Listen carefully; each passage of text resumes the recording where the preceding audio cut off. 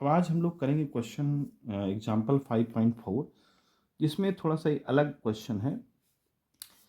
कहता है the block shown in figure has a mass M. ये जो ब्लॉक है इसका मास कैपिटल एम है और वो डिसेंड कर रहा है ए एक्सेलरेशन से, नीचे जा रहा है एक्सेलरेशन से।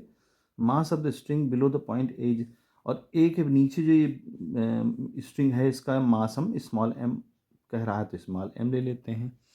फिर उसके बाद find the tension of the string at the end A eight the lower and, है ना। तो ए के लोअर एंड पे हमको टेंशन भी निकालना है। तो देखिए यहाँ से हम अभी इसमें थोड़ा सा क्वेश्चन अधूरा है। अधूरा कहाँ है, यहाँ पर एंड लगाना है, दो बातें पता करनी है।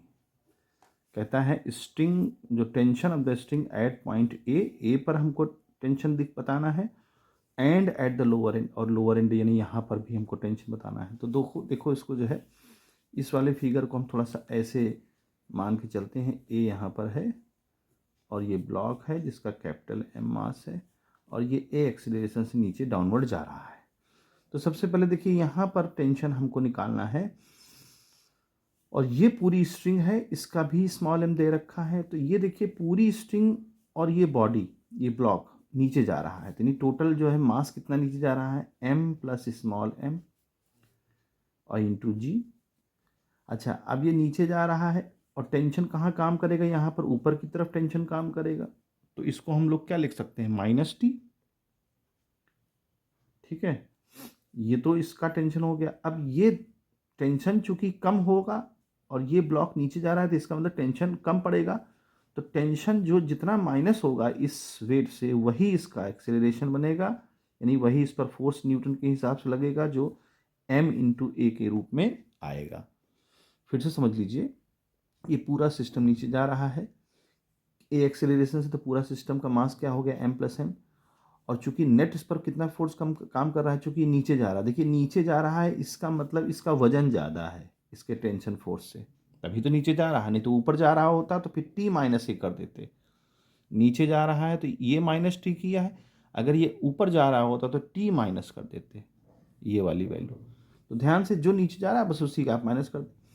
तो यहाँ से अगर हम टी निकालना चाहेंगे तो आसानी से ये इधर चला जाएगा, तो ये बन जाएगा m प्लस स्मॉल एम और ये आ जाएगा g माइनस ए। ये आंसर हो जाएगा पहला, फर्स्ट आंसर हो गया। अब दूसरे आंसर की बारी है।